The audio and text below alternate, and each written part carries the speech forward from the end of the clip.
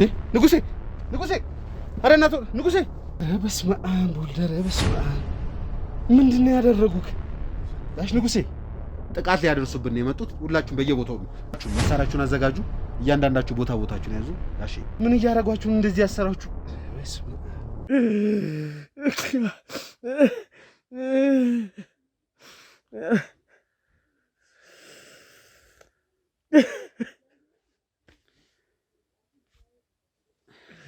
ቀበረችኝ በቁም እርሶ ከማረፈው በፊት ተናዘው ነገሮችን እንዳለ አስቀምጠው እንደሞቱ ምን ይያልከኝ ወረቀት ነው ደረሰኝ የምን ሙሳሴ አንተ ምን አይደለ ጉድ ነው የምታወራው በጣም አዝናለሁ ፋዘር ላደነ ነው የመጣሁት ብለህ ነበር አይዞት በሽተኛ ነኝ ደከመኝ በቃ ተስፋ ቆረጥኩ የሚገርም እንኳን እናንተ መጣችሁ ከዚህ ቤት ውስጥ ሰው ይወጣሉ አይደለም ሬሳ ይወጣል ብዬ እንኳን አላሰብኩም ነበር የተረፋቸው ሀብታሞች እኮ ናቸው ለፍቼ ደክሜ እኮ ሰው አድርጊያቸዋል ያን ያለ አባታቸውን ንብረት መጥተው እንደዚህ አባቴ ሞቶ ሀብት ወርሳለሁ የሚሉ ልጆች አይደሉ የኔን በህይወት መቆየት ነው የሚፈልጉት ነገ እነሱ ነው ንብረቱ እነሱ ናቸው እኮ የሚቆጣጠሩት ንብረቱ እኔማ ምን እውቀት አለኝ ነገርኩህ እኮ ምን ትሰሪያለሽ አንቺ እዚህ ምን ትሰሪያለሽ ማነች እንዴ አስቴር ማለት የምን አስቴር ነው የምትለው ትሰሪያለሽ እዚህ ሰብለ እሺ ቁጥር የምን ካሜራ ነው ምንድነው የምትሰራው አስቴር ማለት እኮ እሷ ናት የምን አስቴር ነው የምትለኝ አንተ አስቴር ማለት እሷ ናት የምን አስቴር ነው የምታወራው ማነው እንደ ምንድነው ችግርሽ ምንድነው ቁጭ ብለው ውጪልኝ ያለ ፍቃድ ቤት እያተደም ውጪልኝ ይላል አንቺ ሴትዮ ጤነኛ አይደለሽም እንዴ ያምሻል አንተ ነው የሚያምር ምንድነው እዚህ ቤት የምትሰሪው ቤቴ ነው በቃ እንደዚህ እዚህ ነው የምኖረው ምን ጠብቀ ነበር የሀብታም ልጅ ስለሆንኩኝ አልደረሰኝም አባቴም የለም ምን ነበር ይተፈለከው አንተ ደግሞ ምንድነው ታወራው ታውቃታለህ እሷ እኔ እሷ ነኝ ተመለከተ አይታት አታውቅም ያት በደንብ አላቃትም ካለ አላቃትም ነው በግድ ወቃታለ እንዴ ኦኬ አንተ ግን አላማ ምንድነው እንዴ ታውቃለሽ እሱ አላቀው እርግጠኛ ነሽ አላቀው ፍቅረኛ አይደለች እንዴ እሷ እኔ እሷ ነኝ ተመለከተ ይሄ ፎቶ ምንድነው አብራችሁ ያላችሁበት ግንባርን ብዬ እንደደፋ ነው እንደምትፈልገው 10 ቀን ራሱ አለው ነው እና ምን ይሁን ምንድነው የለበሽው ልብስ ነው ምን ማለት ነው ፀጉርሽ ምንድነው አባታችን በሞተ በ3 ቀን በ5 ቀን ውስጥ መታ አውርተናል አሁን ደግሞ ቤቴ ድረስ መታ ይሄን ሰውዬ እያሰደብከኝም ነው እያስናከኝም ነው እባክህን ከቤቴ ይዘህልኝ ውጣ ኮልኮል እቃዎችን አንተ ምን አይነት ደፋር ሰው ነሽ ምንም ደፋር አይደለም ቤቴ አንተን እንጂ ደፋር ቤቴ ድረስ ይዘህ መተህ ታሰድበኛለህ ከዚህ በላይ ድፍረት አለ እንዴ አባታችሁ ከእህቶች ጋር ግንኙነት ካለው ጠብ ካለው ምን ካለው ብዬ በማወራበት ሰዓት ላይ በፍቅር እንዳሳደገሽ ነው የሰማሁት ምንም አይነት ነገር እንትን ያለ ነገር የለም በእኩልነት ነው ያሳደገን ነበር ያለኝ እንዴት አባትሽ ሊሞት ቻለ ከዛ በፊት ግን ያቺን ሰራተኛ ለማግኘት ብዙ ወጥቻለሁ ለፍቻለሁ ጥሬያለሁ ግን በምንም አይነት ሁኔታ ሰራተኛዋን ላገኛት አልቻልኩኝም ሰራተኛዋን የት ነው ያረክሻት እንዳትከሳከስ ነግሬያለሁ እንዳትከሳከስ ተቀመጥ አለማየሁ እንዳትከሳከስ እና ምንም ትደናበረው እስካሁን አርፈ ተቀምጠ ነበር አስቴር የሚባለውን ስም ሲሰማ እንደዚህ የምትሆነው አሁን ለዚህ እንትናችሁ ራሱን ይከሳሉ በጣም ጥሩ ትከሰናለህ ያው ቤተሰቦችም እየሰሙ ስም ማጥፋት ነው የዘለፍክ ነው ባቴ ሽማግሌ ናቸው የሰባ ዓመት ሽማግሌ በማታ ቅጥቅጥ አድርገው ለሽማግሌ መያዝን እንትን ያላችሁ ስለዚህ ምናወራው 10 እና 20 ሚሊዮን ለአንተ ምንም ማለት እንዳልሆነ እናውቃለን ምንም ማለት አይደለም ይሄ ደሞዝ የገንዘብ ነው ትክክለኛ ደሞዝ የገንዘብ ነው አንተ ማን ስለሆንክ ነው 6 ሚሊዮን ብር ደሞዝ የሚከፈልክ የምታየው የባንክ ቤት ማህተብ ነው በስ በሁለት ወሩ 6 ሚሊዮን ብር እንዴ ምን አድርገህ ነው አንተ በሁለት ወሩ 6 ሚሊዮን የሚከፈልህ ማን ሼር ሆልደሩ ሳይቀጥርክ ሌላ የድርጅት አካል እንደዛ ማርጎ ሊሆን ይችላል ሌላ የድርጅት አካል የሟችን ንብረት እንዳለ ወስዶ ሊሆን ይችላል እነዚህ 3 ድርጅቶች ላይ ስራዎችን ከሰራህ በኋላ የተሰጠህ ክፍያ አለ ያ ክፍያ ደግሞ የገባልህ በሚስትህ እህት ስም ነበር የምትሰራበት ድርጅት ላይ አንደኛው ሼር ሆልደር በቅርቡ እንዳረፈ ሰምተናል ነገር ግን በጣም በሚያሳዝን ሁኔታ ለቅሶ ላይ አልተገኘህም ነበር ሰው በሰው ለማጠያየቅ ሞክሬ ነበር እዛ ድርጅት ላይ እየሰራህ አለቃህ ኦልሞስት ከሼሩ ከ50% በላይ ያለው አለቃህ ህይወቱ አልፎ ቀብር ላይ አልተገኘህም ምንድን ነበር ምክንያት ምን ያህል ብትፈራቸው ነው ይሄን ያህል ድረስ እናትህን ስማኝ ሰውዬ ይሄን አክል የሚያዋራውት እኮ ማለት ነው በፍቅር ስለመጣ ነው። ሚስትህን ልጆችህን ጎዳና አሳልፈህ እንዲወጡ ለምትፈቅደው ቆይ ምን ያህል ብትፈራቸው ነው? ምን ያደርጉኝ? ተረጋጊ። መሳሪያ ነው ያዝኩትኝ። ተረጋጊ።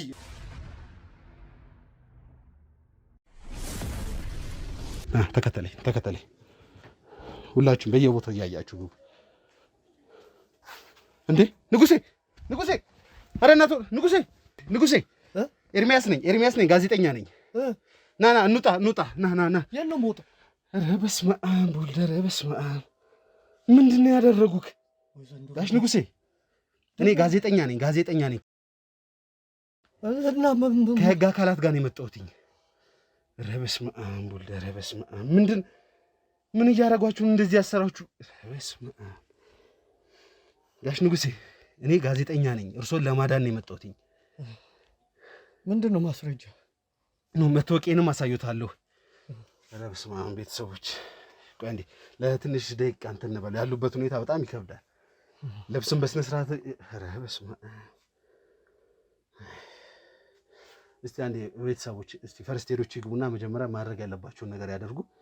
እንደው የሚችሉ ምን የሚሉ ከሆነ አስቀምጠን ለማውራት እንሞክራለን። ካልሆነ ደግሞ ምንም አማራጭ የለንም። አምቡላንስም ጠርተን ያለውን ነገር እንትን ብለን በአምቡላንስ እንዲሄዱ እናደርጋለን።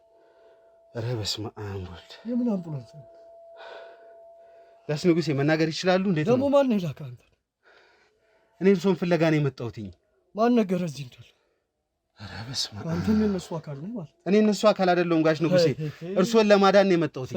አለማየሁ የሚባለውን ሰውዬ ከያዝነው በኋላ እዚህ እንዳገቶት ስለሰማን የመጣ ነው። ማን ነው አለማየሁ? አለማየሁ ማለት እርሶ እንደዚህ እንድትታገቱ እንደዚህ እንድትሰቃዩ ያደረጉት ሰው ነው። ኧረ በስመ አብ ወልድ፣ ኧረ በስመ አብ። ምንድን ነው የምናየው? ሞቷል የተባሉት ሰው ጋር እኮ ነው እየተፋጠጠን ያለ ነው። ኧረ በስመ አብ ሞቷል። እሺ ቆይ በቃ አቋርጠውና ትንሽ ይዘናቸው ማለት ነው የምታወራው።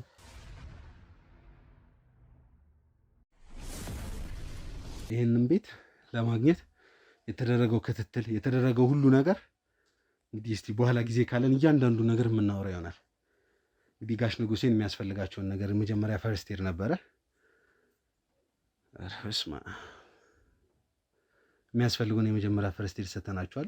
ጉልኮስ ያስፈልጋቸው ነበር፣ ጉልኮስ ተደርጎላቸዋል። እንግዲህ ያው ቀጥታ ወደ የሚመለከተው አካል ይዣቸው ልሂድ ብያቸው ነበር፣ ግን ማረፍ እፈልጋለሁ፣ ማውራት እፈልጋለሁ፣ ብዙ የሚወጡ ሀቆች አሉኝ ስላለኝ ነው። ያው ጋዜጠኛ እንደሆንኩኝ እሳቸውን ፍለጋ እዚህ ድረስ እንደመጣሁኝ ካሉበት ስቃይ ልገላገላቸው እንደመጣሁ ብዙ የተፈጠሩ ነገሮች እንዳሉ ያው በጥቂቱ ለማውራት ሞክሬ ነበርና ፍትህ እፈልጋለሁ። ህዝብ እንዲሰማልኝ የምፈልገው ጉዳይ አለ። ህዝብ ይወቅልኝ። እስካሁን የተሰቃየሁትን ነገር ዝም ብሎ ተደባብሶ አይቀርም። እያንዳንዱን ነገር ለህዝብ እንዲቀርብልኝ እፈልጋለሁ ብለዋልና እንግዲህ እስቲ እኔ እንኳን ያው ትንሽ አረፍ ብለው 1-2 ቀን ቤቶትን ረፍት አድርገው ተኝተው ከዛ በኋላ ማውራት ነበር የፈለጉት። እርሶ ደግሞ ግዴታ እያንዳንዱን ነገር ማወራት አለበት፣ ምንም ነገር መዋል ማደር የለበትም ስላሉኝ ነው ጋሽ ንጉሴ። አዎ መሆን የለበትም እንጂ ልጅ እስቲ አስቦ ግራ እኮ ነው የገባኝ። እናንተ ሞቷል። ምን ሆነ ሞት አሉ? ሙሉ ሰፈርተኛ የሚያውቀው ዘመድ አዝማድ የሚያውቀው በአደጋ እንደሞቱ ምን ለቅሶ ጋሽ ንጉሴ ተቀብረዋል እኮ ኦልሬዲ። ኧረ በስመ አብ። ምንድን ነው እንደው ቆይ ምን ቢፈጠር ነው? ምን አይነት ነገር ነው እርሶ ላይ እንደዚህ ሁሉ ሴራ ሊደረግ የቻለው? እኔ የምልህ ግራ የገባኝ እኮ ምን እንደሆነ ታውቃለህ?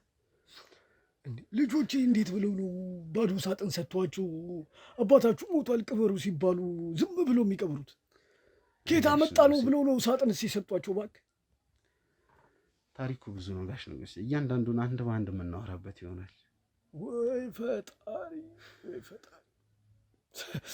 የመቃብር ስፍራው ድረስ ሄጄ ነገሮችን ለማጣራት ሞክሬ ነበር። ኢቭን ቀባሪዎችን ራሱ ለማጣራት ሞክሬ ነበር። እንደው እስቲ ብዙ ጊዜ እንደዚህ አይነት ኬሶች ያጋጥሙኛል። እንደው ባዶ ሳጥን ቀብረው ከሆነ እንደው እስቲ ሳጥን ሲገባ ምን ሲልም ያው እናንተ መንካታችሁ አይቀርም፣ በእጃችሁ የሆነ ነገር አይቀርም የሚል ነገር ጥያቄ ሳቀርብ በፍጹም እንደዚህ አይነት ነገር አይደለም፣ እንደሌላ ጊዜ እንደምንቀብረው ነው ክብደቱም የነበረው ምንም የነበረ ነው የተባልኩት። ምን ያህል እንደዚህ ቢጠበቡ እንደዚህ ሊያደርጉ እንደቻሉ ራሱ ግራ ነው የገባኝ። ምን ችግር አለው? የሆነ ነገር ሞልተው እኮ ሊከቱት ይችላል። ግን ማን ነው ምን አድርጌው ነው? ይሁሉ የፈጠረውን ሰውማ እነግሮታለሁ። ግን ከዛ በፊት ብዙ ማወቅ የምፈልጋቸው ነገሮች አሉ ጋሽ ንጉሴ። እንደው እስቲ አሁን ጤናዎት እንዴት ነው? እስቲ ተረጋጉ። እንዳየሁት ከሆነ ከአንድ ቋሚ ጋር ነው እጆት ታስሮ የነበረው። አዎ ትንሽ እጄን አሁን እዚህ ትከሻዬ ላይ ስሜት አለው እና ለረጅም ቀን ያለ ምግብ ነው የቆየሁት እና ወይ ካልሆነ ትንሽ እረፍት ነገር ይውሰዷ። እናቋርጠው። ኧረ ችግር የለውም። በጣም ገርሞኛል እኮ መድኃኒዓለም አንተን ባይልክልኝ እዚሁ በስብሼ ሞቼ ነበረ። እቅዳቸውማ እንደዛ ሳይሆን አይቀርም። እንደው ቆይ እዚህ ቤት ላይ ባዶ ቤት እንዴት ብቻዎትን ላገኝ ቻልኩኝ? የተለያዩ ክትትሎችን አድርጌ ነበር። የተለያዩ ነገሮችን በማጣራበት ሰዓት ላይ ለመጨረሻ ጊዜ በሲም ነበር ስንከታተል የነበረው። የአንዱ ግለሰብ ሲም እዚህ ቤት ላይ ለመጨረሻ ጊዜ እንደወጣ ነው የደረሰኝ። ያንን በመከተል ነው እዚህ ቤት ላይ ልደርስ የቻልኩት። እዚህ ቤት ላይ የሆነ እርሶን ሲያሰቃይ የነበረ አንድ ግለሰብ ለመጨረሻ ጊዜ ሲሙ እዚህ ቤት ነበር። ከዚህ በኋላ አውጥቶ ሰብሮታል መሰለኝ። የመጨረሻ የሚያሳየን ቦታ ይሄ ነው። ለዛ ነው ከሰዎቻችን ጋር እንዳለ ተሰብስበን የመጣ ነው። በጣም በሚገርም ሁኔታ ግን ቤተሰቦች እንዳያችሁ ትንሽ አንዳንድ ነገር ያልቀረጽናቸው ቦታዎች አሉ። በጣም ውስብስብ የነበሩ ፓርቶች አሉ። ያን ሁሉ ነገር አልፈን ከገባን በኋላ ነው እዚህ የደረስነውና እርሶ ብቻ ነው ታስሮ የተገኘው።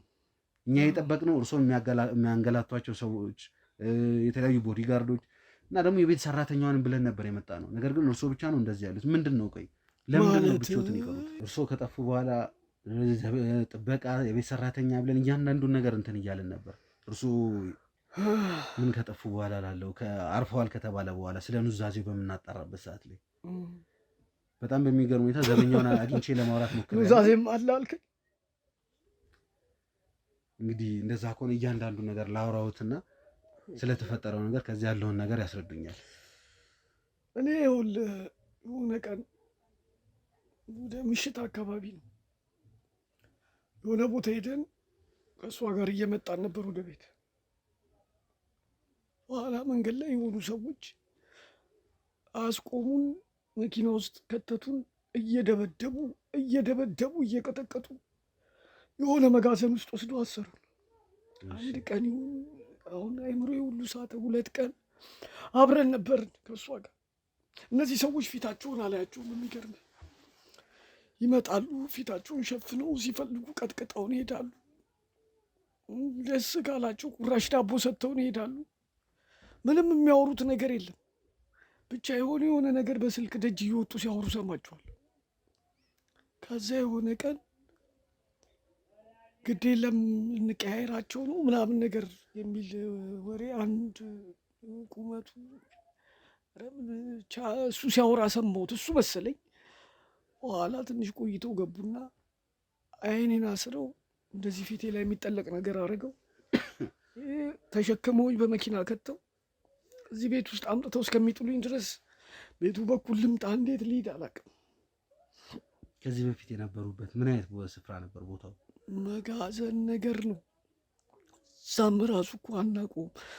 እዛ ውስጥ መግባቴን ብቻ ነው ማስታውሰው። ትልቅ መጋዘን ነው ግን በእድሜ አይቼው አላውቅም። እምልህ አይኔን ስለአሰሩኝ እንዴት አድርጌ አውቀዋለሁ? 2 ግለሰቦች ነው ያሉ? 2 ናቸው።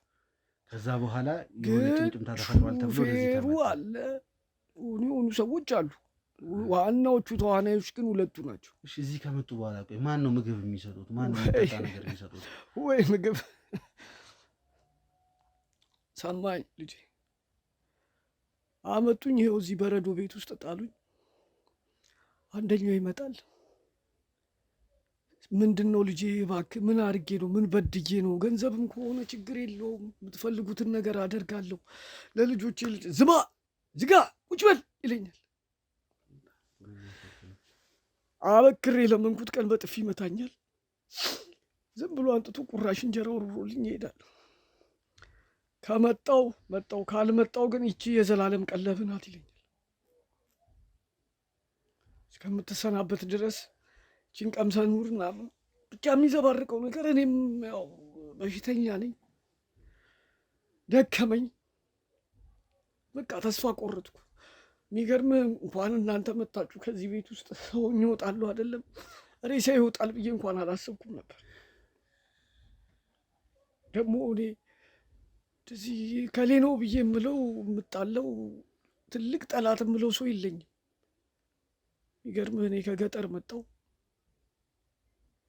የልጆቼን እናት አገባሁ። እለፋ ነበር፣ እታትር ነበር። በአጋጣሚ የሆነ ገንዘብ እጄ ላይ ገባ። ከዛ በዛ ገንዘብ ተንቀሳቀስኩ፣ ብዙ ስራዎች ሰራው። እግዚአብሔር ይመስገን 3 ልጆች አፈራችልኝ ባለቤቴ። በኋላ እሷም ትታመም ጀመር። ያው ሁሉ ነገር ተሟልቶ አይመጣም። እያመማት እየተሰቃየችብኝ ስትሄድ አይኔ እያየ እንዴት እጄ ላይ እቺ ሰው ታልፋለች። የሐኪም ቤት ያልገባሁበት ሐኪም ቤት የለም፣ ያልገባሁበት ጉድጓድ። በኋላ ላይ አንድ ጥሩ ሐኪም አገኘውና እኚህ ሴትዮ ውጭ ሄዶ መታከም አለባቸዋል ሲለኝ፣ በቃ እንግዲህ መቼም ከእሷ የሚበልጥ የለም አልኩና ያለኝን ገንዘብ ሁሉ አውጥቼ ሐኪም ቤት ውጭ ሀገር ጻፉላት። አለቀ። እዛ ሄዳ ታከመች። ነገር ግን አልሆንም። ያው እግዚአብሔር የፈቀደው ነው የሚሆነው። አረፈች። ከዛ አዎ ነፍሷን በገነት ያኑሩ። ታተርኩ፣ ለፋው፣ ደከምኩ። ሀዘኔ ከባድ ነበር ልጄ። በጣም የሚገርምህ ያን ያህል እድሜ ገፍቶ አይደለም አሁን፣ ግን ሀዘን አደከመኝ። እሷ ከሞተች ወዲህ እኔም በሽተኛ ሆንኩኝ። በቃ በየጊዜው መታመም ነው። እነዛን ልጆች ጥላብኝ ሄደች። ለምንም ብዬ አፈር በልቼ ሌላም ሴት ሳያምረኝ እዛን 3 ልጆች አሳድጌ ለወግ ለማዕረግ አበቃሁ። ሁሉም ተምረዋል። አሁን 3ቱም አግብተዋል። መጀመሪያ ወንዱ ነበር ትልቁ ያገባው። ድል አርጌ ደገስኩና ዳርኩት። አለሜ እሱ ነበር። እናቱ ኖራ ብታይ ደስ ይለኝ ነበር። አይሆንም። ሁለተኛም ቀጥላ ሴቷ ገባች። በኋላ ረጅም ጊዜ ሴቷ ትንሿ ከኔ ጋር ከረመች። ትንከባከበኝ የነበረው አንዳንድ ነገሮችንም ታደርግልኝ የነበረችው እሷ ነበረች። ያው እንደነገርኩ አሁን ላይ ያው ሰምተሃል እንግዲህ ለውርስ ከሰማህ አንድ ፋብሪካ አለኝ። ከአንድ ጓደኛዬ ጋር ሼር ሆነን የከፈትነው። መጀመሪያ ላይ እኔ ነበር ሙሉ። በሕክምና ምክንያት ያወጣኋቸው አንዳንድ ወጪዎች፣ የደረሱብኝ ሀዘኖችና ችግሮች ጉዳት ላይ ስለጣሉ በሼር ሰጠሁት። እማምነው ሰው ነበር፣ እማምነው ጓደኛ ነበረኝ። ለሱ ነው ከእሱ ጋር አብረን ነው የምንሰራው። በኋላ ጊዜ እየሄደ አዋጥር አድርጌ ልንገርህ ብዬ ነው 4 ዓመት 5 ዓመት አካባቢ እንደቆየች ትንሿም አገባች። ከዛ የሚገርም ልጆቼ ባህሪያቸው ተቀየረ። በፊት ጠዋት ወጥቼ ማታ ስገባ ለዓይናቸው በጣም ናፍቀው ነበር የሚጠብቁ። የት ገባህ ነው፣ የት ወጣህ ነው፣ ምን በላህ፣ ምን ጠጣህ ነበር የሚሉኝ። እንኳን ለፋሁላቸው ነበር። አሁንም እንኳን ለፋሁላቸው። በኋላ ላይ ምን አደረጉ? ይሄዳሉ። አግብተው ከወጡ በኋላ ባህሪያቸው ተቀየረ። ምናልባት ያው እንግዲህ ትዳር ገብተዋል። የሁለት ሰዎች የጋራ ግንኙነት አይደል? ሴቶቹም ባሎቻቸው ይከፋቸው ይሆናል፣ ወንዱ ሚስቱ ከልክለው ሊሆን ይችላል። ያን ያህል እንኳን ክፉ አይደሉ። የሚገርምህ ከነሱ በተቃራኒ ግን ጋብቻዎቻቸው ይወዱኛል፣ ደውሎ ይጠይቁኛል። ልጆቹ ጭራሽ በ15 ቀን አምን እየመጡ ይጎበኙኝ ነበር። የሆነ ጊዜ ላይ ለበዓልም ለምንም አይቀሩም ነበር። ከ6 ዓመት በኋላ ጭራሽ እስከ 3 ወር እስከ 4 ወር የት ነህ የት ወደክ የት ገባህ አይሉኝም። መበሳጨት ጀመርኩ። ብቻዬን ቀረሁ። በጣም አዘንኩ። በኋላ አሁን አብራኝ አገቷት ምልህ ልጅ የልጆቼ እናት ናት። ልጆቼን ከእናታቸው ተቀብላ እንደ እናት አድርጋ ያሳደገችልኝ እናት ናት። እንደው ቃል ነውና የቤት ሰራተኛ ይባልና ሰራተኛ አልናት እንጂ እናት ነበረች። ምንም የስጋ ዝምድና የለን። የዘመድ ያህል ነው ልጆቼን ያሳደገችልኝ እና በጣም ነበር የምትወደኝ። ይህም በጣም ነው መወዳት። ትንከባከበኝ ነበር። ከዛ አንድ ቀን አወራኋት። እኔም እድሜ ገፍቷል፣ ግን ቀሪ እድሜን በብቸኝነት እያሳለፍኩ በሐዘንና በሰቆቃ እድሜን ከማሳጥር አንቺም ከዚህ በኋላ ወጥተሽ ደጅ ከምትባክኝ ያለኝን ሀብት ግማሹን ለልጆቼ እሰጣለሁ፣ ግማሹን ለአንቺ ያደርጋለሁ እና ለምን ትዳር ይዘን መስርተን አንኖርም አልኳት። ለጊዜው መጀመሪያ ላይ አንገራገረች። በኋላ ላይ ግን መላመድም አይደል ሰውን አብሮ የሚያኖረው፣ መላመዳችን ግምት ውስጥ ከታ እሺ አለች። በኋላ በቃ እንደው እንደ መንገደኛ ሰው ዝም ብዬ ይችል ልጅ አብሬ እየተነሳው መኖር ከበደኝና እና ይህን ነገር መጀመሪያ ላይ ያው እንደነገርኩ ነው ሳስበውም ይሁን ነበር የመሰለኝ። በኋላ ላይ ግን በእርጋታ ሳስበው አንደኛ ልጆችም አባታችን ሰራተኛ ገባ ብለው እንደ የሆነ አይነት ጥላቻ ውስጥ ምናምን ይገባሉ፣ ውስጣቸውም ይረበሻል፣ ሞራላቸውም ይጎዳል አልኩና አስብኩኝ። ግን ሳስበው ሰራተኛ ብትሆን ሰው አይደለችም እንዴ? አዎ ይሄንን ብዬ ግድ የለም እስቲ ቆይ አልኩና ነገሩን ሁሉ በሚስጥር ይዤው አብረን እየኖርን በመሀል ሁለተኛዋ ልጄ ምን እንደታያት አላውቅም፣ ተከታታይ ወደ ቤት መምጣት ጀመረች እና እንደ እናት ነበር የምታከብራት። እሷም እንደ ልጇ ነበር የምታያት። ከመሬት ተነስተው ይጋጫሉ። ከሁለተኛዋ ልጄ ጋር ይጣላሉ። ጭራሽ ይህን ነገር እሷም ትነግረኛለች። እኔ እንደውም መጀመሪያ ቀለል አድርጌ ነው ያየሁት። አንድ ቀን ደጅ ወጥቼ ስመለስ ክፉኛ አፍ ለአፍ ገጥሞ በቃ አፋቸውን ሲከፋፍቱ ሰማኋቸው። ከዛ ተገሰጽኩኝ፣ እሷንም ገሰጽኩ። ምን መጥቶ ነው እንደዚህ የምትሆኙ? እናትሽ ምትክ እናትሽ አይደለችም ወይ? አንቺስ ልጅሽ አይደለችም ወይ? ምን ተገኝቶ ነው ዛሬ እንደ አዲስ ወደ ላይ ከፍ ዝቅ የምትደራረጉት አልኩኝ። በኋላ ቁጭ ብዬ ሳስበው ነገሩ ሊሰፋና ችግር ሊፈጠር ሆነብኝ። ከዛ እንደ ብልሃት አሰብኩና የቆንጆ ቤት ተከራየሁላት። ለሷ ቆንጆ ቤት ተከራየሁ፣ አልነገርኳትም። ከዛ የሆነ ቀን ይዣት ሄድኩኝ። ከዚህ በኋላ እኔና አንቺ የምንኖረው እዚህ ነው፣ እመጣለሁ፣ አግኝቼሽ ተመልሼ ወደ ቤት ገባለሁ፣ ሌላ ሰራተኛ ቤት ውስጥ እቀጥራለሁ። ልጆቼ ትንሽ ጸባያቸው እየተቀየረ ነው። የሶስቱም ነው ወይስ የአንደኛዋ? ሁለቱ እንኳንም ብዛም ናቸው። እቺ ሁለተኛዋ ልጄ ናት ትንሽ። እሷ ልጅም ሆነ ኃይለኛ ናት። አትወደኝም ትለኝ ነበር ዝም ብላ። የሚገርምህ ከመሬት ተነስታ ነው እንደዛ የምትለኝ። ያው የልጅ ነገር ነው እያልኩኝ ምናምን የፍቅርን ብዛት ነው ገብቶሃል። አንዳንድ ጊዜ ሴት ልጅ አባቷን ነው የምትወደው ይባላል እና እንደዛ መስሎኝ በኋላ ያንን ቤት ተከራየሁ። ሰራተኛም ቀጠርኩ። ከዚች ልጅ ጋር በሚስጥር ያለውን ነገር ቀጠልን። ጊዜ እየቆየ ሲሄድ አንድ ቀን እፈልግሃለሁ አለች። ማን ያለች? ሰራተኛች ማለት ያው እንግዲህ አሁን ላይ ሰራተኛ ይላላት ይከብዳል። ፈልግሃለሁ ስትለኝ እኔ ደግሞ ምን አግኝቷት ደግሞ የተከራዩበትን ቤት አውቀው መጥተው ረበሿት ወይ ምናምን ብዬ ሄድኩኝ። አገኘኋት። ፋብሪካውን ቼክ ላደርግ ሄጄ ነበር። እንደውም እንዳጋጣሚ መጣው። ምንድን ነው ምናምን አልኳት።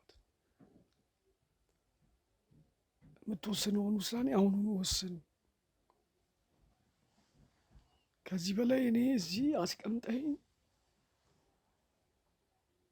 ላማለኝ በሰማይ የሚባል አይነት ህይወት መኖር አልፈልግም። ምን ጎደለብሽ አልኳት።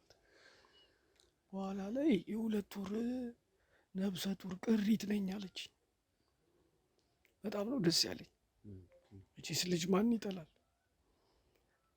ችግር የለውም እኔ እንደሚሆን አደርጋለሁ። ነግሬሻለሁ፣ ቃሌን አላጥፍም። እዛ ሁሉ ዓመታት አብረሽ ከእኛ ጋር ስትኖሪ የምታውቂው ሰው ነኝ። የሚገርምህ ደሞዝ የምትቀበለኝ ማለት ነው ወር ጠብቃ እንደ ባዕድ ሰው አይደለም። ጋሼ ትለኛለች አጠራቅምና፣ አንተ ነው የምትለኝ በነገርህ ላይ አብራን የኖረችው ብያለሁ። ጋሼ ብሩን አጠራቅምና ገጠር ለቤተሰቦች ላክልኝ፣ ለበዓል አንዳንድ ነገሮች ገዝተህ ላክልኝ ትለኛለች። እኔም ጨመርመር አድርጌ ደሞዟን ብቻ አይደለም ለቤተሰቦቿ የሚያስፈልገውን ነገር ልክና ለእሷን በእጇ የሚሰጠውን ሰጣታለሁ። ጥሩ ሰው ስለሆነች ማለት ነው። እና አሁን ብዙ ነገር አሰብኩኝ። እንትን ብዬ ጸነስኩ አለችኝ ብዬ ነበር እና አሰብኩ። አሁን ነገሩ ሳስበው ነገሮች ሊበላሹ በጊዜ ቦታ ካላይ ሲያስኳቸው ችግር ውስጥ ለውድቅ ነው እና ወደድኩም ጠላውም እነዚህ ልጆች ጉዳዩን ማወቅ አለባቸው። ገብቶሃል አይደል? አለበለዚያ ጉዳዩ ሁሉ ብልሽት ብሎ ሌላ ታሪክ ውስጥ ልገባ ነው። የሚወለደው ወንድማቸው ወይ እህታቸው ነው። ነገ ከነገ ወዲያ የውርስ ጸባ አስቀምጬላቸው ልሞት ነው። ስለዚህ በህይወት እያለው ነገሩን አቀላለሁ አልኩና እነዚህ ልጆች ቆይ ነገ ስል ቆይ ዛሬ አናግራቸዋለሁ ቆይ አወራቸዋለሁ ስል በቃ በውስጤ እንደተብሰከሰኩ ግራ እንደገባኝ ነው በመሀል ይሄ ነገር የተከሰተው። ግን የሚገርምህ ሁለተኛዋ ልጄ የሆነ ልቧ የነገራት ነገር አለ። እንዴት ነው? አላውቅም። የመጨቃጨቅ የመጣላት አንደኛ ስለ ሀብት ከመሬት የማውራት ነገር አለ ከእሷ ጋር። በሀብት ጉዳይ ብዙም አታወራኝ። የተረፋቸው ሀብታሞች እኮ ናቸው። ለፍቼ ደክሜ እኮ ሰው አድርጊያቸዋል። ያን ያህል የአባታቸውን ንብረት መጥተው እንደዚህ አባቴ ሞቶ ሀብት ወርሳለሁ የሚሉ ልጆች አይደሉ። የኔን በህይወት መቆየት ነው የሚፈልጉት። ነገ እነሱ ነው ንብረቱ። እነሱ ናቸው እኮ የሚቆጣጠሩት ንብረቱ። እኔማ ምን እውቀት አለኝ? ነገርኩህ እኮ በእኔ ልህ እኮ ነው እነሱን አስተምሬ ሰው ያደረኩት። እና ይችኛዋ ልጅ ግን በጣም ቅር ታሰኘኝ ነበር። እዚህ ጨለማ ውስጥ አምጥተው ሲጥሉኝ ብዙ ነገር እያሰብኩ ነበር። ሌሎች ውስጥ ጫና አይሏትም። ምናልባት እንዴት ብለው የሆነ ነገር ብለሽ ነው አባታችንን የሆነ ነገር አሳምነሽ ነው ወይ ደግሞ ልጁ የሌላ ነው ብለው ያስጨንቋታል ብዬ ነው የማስበው እንጂ እሷን ግን ፈሯት። ሁለተኛዋን ልጅ ፈሯት። እና እንደዚህ ነው ልጅ የሆነው። የዛን ቀን ምርመራን ሐኪም ቤት እንሂድ ብላኝ ይሁን ብቻ የሆነ ቦታ ደርሰን ከእሷ ጋር እየመጣን ነው። በጣም የገረመኝ ራቅ አድርጌን የተከራየውላት ቤት ብያለሁ። ወደ እሷ ቤት እየገባን ነው ያዙ። እንግዲህ ጠላት ነው ብዬ እንዳለን እንዴት እኔ ሰፈር እንደተከራየውላት ሰው ሊያውቅ ይችላል? ብዙ ሰው ጠረጠርኩ፣ አወጣው። አብሮኝ የሚሰራው ሼር ያለውንም ሰው ጠረጠርኩ። ምናልባት ሀብቴን ሊያሸሸው ፈልጉ ይሆን? ለእሱ እንኳን እግዚአብሔር ይቅር ይበለኝ አልኩኝ። ልጆቹ አሉ ብዬ እሱንም ተውኩት። ሌላ ግን ከላይ ብዬ የምጠረጥረው አንድም ሰው የለም። ልጆቼም ቢሆኑ እኔን ገለው መቼም ውርስ ለመከፋፈል ይሄን ያደርጉ። አሁን አንተ ስትመጣ እኮ ነው ነገር ሁሉ ፍንትው ብሎ የታየኝ። ይህንን ነው የሚመስለው ልጄ ከሞላ ጎደል።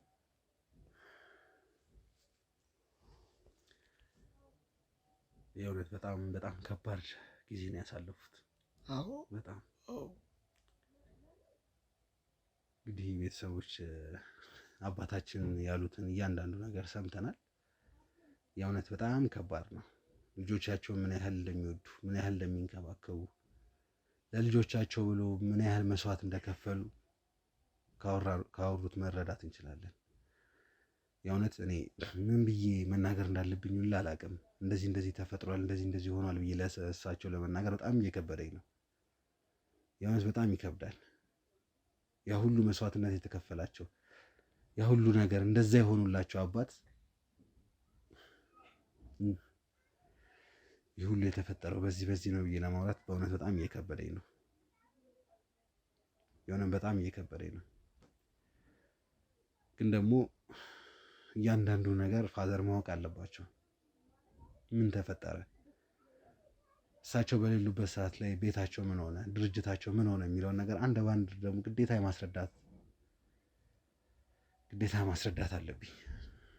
እንግዲህ እሱ ታግተዋል ተባለ፣ ለእኛ ደግሞ የደረሰን አርፈዋል፣ ሞተዋል የሚል ነገር ነው። ለእኛ የደረሰን አደጋ ደርሶባቸው በነገር ላይ እዛ ሆስፒታል ድምፅ የተዘጋው እዚህ ቤት ውስጥ ያለ ውሃ ብዙ ቀን በመግረም ነው።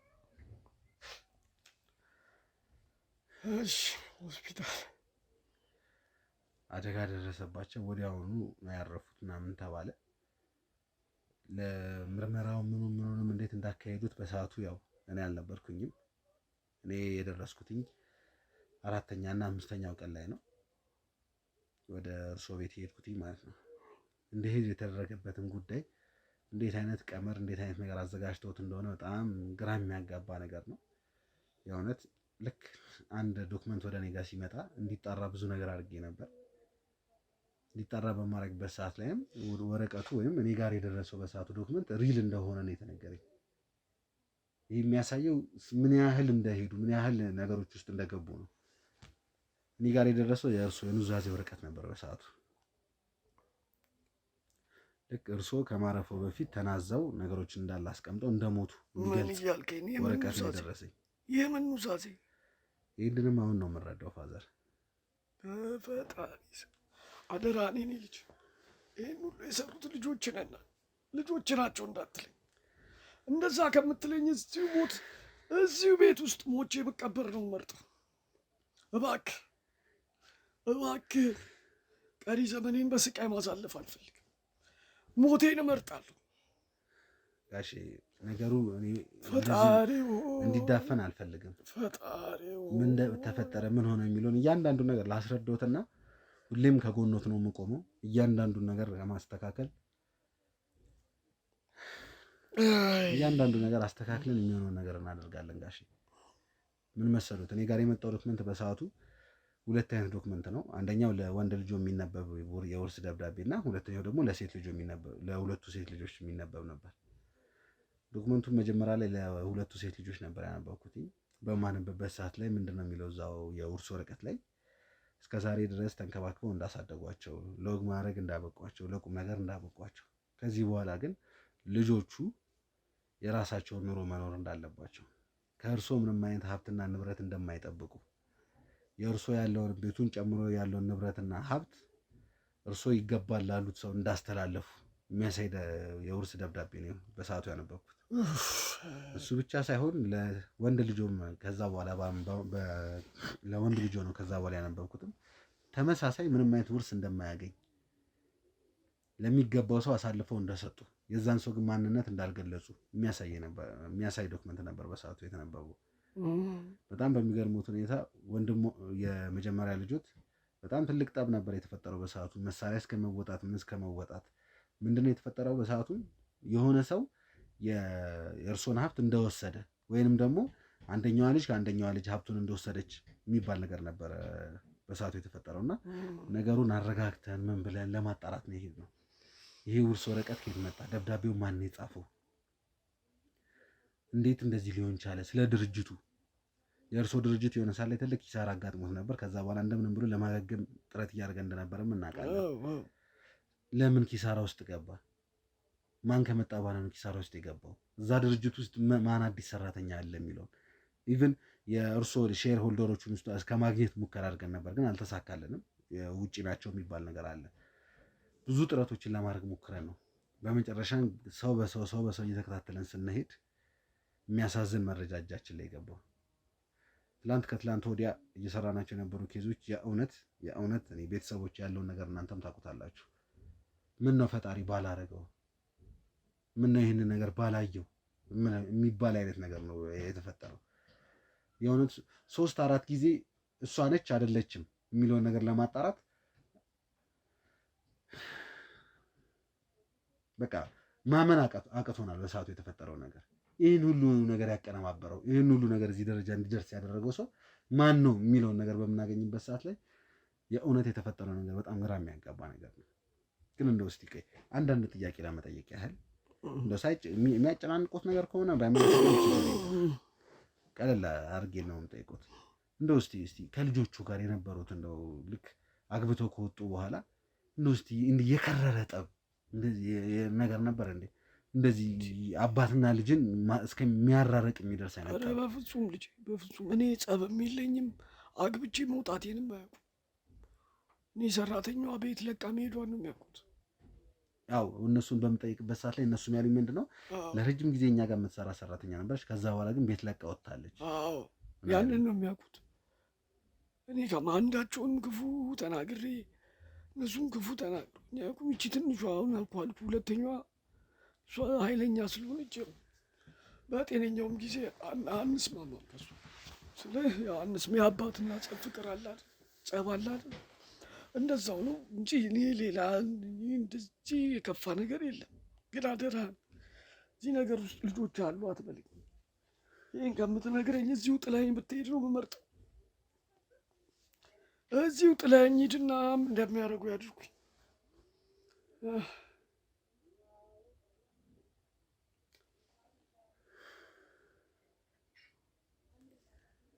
ቤተሰቦች ላይ ምን ብዬ መናገር እንዳለብኝ አላውቅም።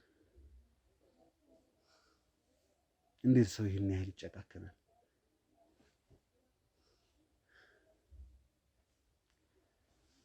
እንደምታያቸው እሳቸው ይህን ሁሉ ነገር ያደረገባቸው እንደዚህ እንዲሰቃዩ ያን ከመሰለ ቪላ ቤት ያን ከመሰለ ቤት ወጥተው እንደዚህ አይነት ቤት ውስጥ ታስረው ተሸማቀው በቀን አንዴና ሁለቴ ምግብ እንዲሰጣቸው ያደረጋቸውን ሰው ማንነት መግለጽ ማለት ለእኔ በጣም ከባድ ነገር ነው። በጣም ከባድ ነገር ነው። በጣም የእውነት ግን ደግሞ ግዴታ ማወቅ አለባቸው። ከዚህ በኋላ ስላለው ነገር መጠንቀቅ አለባቸው። ብዙ ለህግ የሚቀርቡ ሰዎች አሉ። ብዙ ፍርድ የሚፈረድባቸው ሰዎች አሉ። እያንዳንዳቸው ደግሞ የሚገባቸውን ቅጣት ማግኘት አለባቸው። ያ የሚሆነው ደግሞ ይህን ሁሉ ነገር ያደረገባቸውን ሰው ካወቁ በኋላ ነው። የእውነት ጋሽ ያው ትንሽ ነገሩ ይከብዳል፣ በጣም ግራ ያጋባል። ግን ደግሞ ግዴታ ማወቅ አለበት ይህንን ነገር ማን የሰራው ማን ነው ይህንን ሴራ የጠነሰሰው የሚባለውን ነገር። በጣም በሚያሳዝን ሁኔታ ፋዘር ነገሮችን እንደዚህ እንዳይሆኑ ፈልገን ነበር፣ ግን ግዴታ ሆኖ ተገኝተዋል። እጅ ከፍንጅ ነው የተያዘው። ሙሉ ለሙሉ 100% የሚሆን ማስረጃ ነው እጃችን ላይ የገባው። እርስዎ ሳይሞቱ ሞቷል ተብሎ ሀብትና ንብረቱን ሙሉ ለሙሉ ለመውረስ ጥረት ሲያደርግ የነበረው ሰው የነበረችው ሁለተኛ ልጆት ነች። በስመ አብ! አንተ ምን አይነት ጉድ ነው የምታወራው? በጣም አዝናለሁ ፋዘር። ላደን ነው የመጣሁት ብለህ ነበር። አይዞህ እነሱ በጣም አዝናለሁ ፋዘር። ምን ሆነህ ነው እባክህ? ምን አይነት የተረገመ ወሬ ነው የምታወራልኝ? ምን አርጊያት? ምን በድያት? ልጄ ይህን ሁሉ ስቃይ በሷ ነው ያሳለፍኩት። እባክህ ያደረግከውን ክትትል ያደረግከውን ነገር ሁሉ አደንቅልሃለሁ። ግን ልጄ አይደለችም። ልጄ ላይ ለማላቀቅ የፈለገ አንድ ሰው አለ። አይሆንም በፍጹም ልጄ።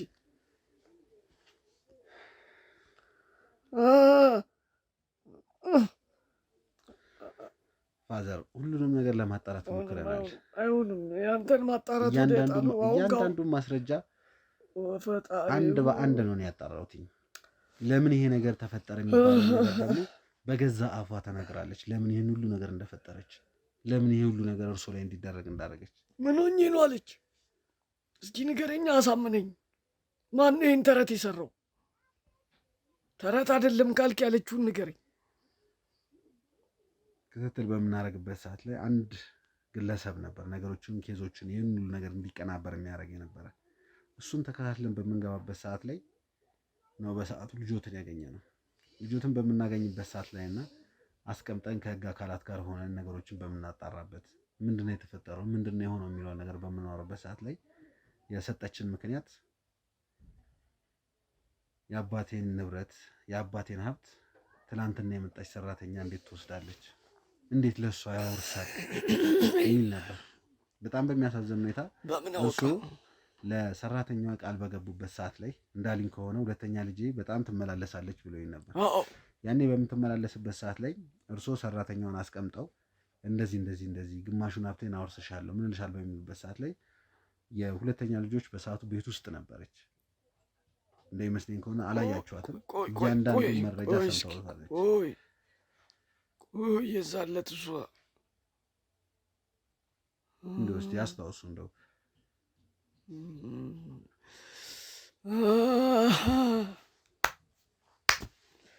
አውቄያለሁ።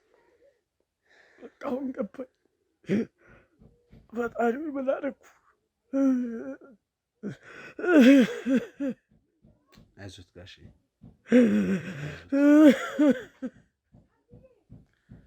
አይዞት። አቤት አምላክ ምን አድርጌ ነው? ወይ ካልሆነ ይቋረጥና ትንሽ እረፍት ያደርጋሉ።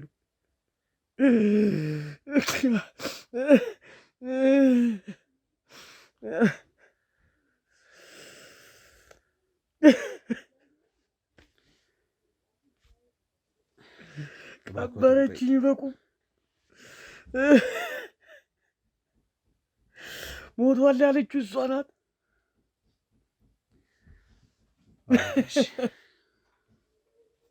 እና እንደዚህ ካለች ለምን አታስገድለኝ? እባክዎትን ይረጋጉ። ገና ብዙ የምናስተካከላቸው ነገሮች አሉ። እስቲ እሺ ንገረኝ። መጀመሪያ ሰው ልሁን።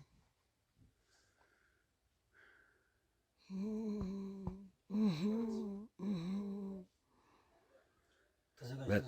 ውስጥ አሁን መኪና ቆሟል። ውጭ ላይ ምንድን ነው ምናምን ነገር አዘጋጁ። የሚመጣ ሰው አለ ነው? አዎ የሚመጣ ሰው አለ። እሺ ሁላችሁም መሳሪያችሁን አዘጋጁ። እያንዳንዳችሁ ቦታችሁን ያዙ። ጋሼ የሆነ ሰው ይመጣል እየተባለ ነው። እርሶ ችግር የለውም እኛ ከለላ እናደርግሎታለን። ሁላችሁም መሳሪያችሁን ማዘጋጀት አለባችሁ። መሳሪያችሁን በየቦታችሁ ሆናችሁ ጠብቁ። ጥቃት ሊያደርሱብን ነው የመጡት። ሁላችሁም በየቦታው ነው። ጋሼ እርሶ ውስጥ ይገቡልኛል።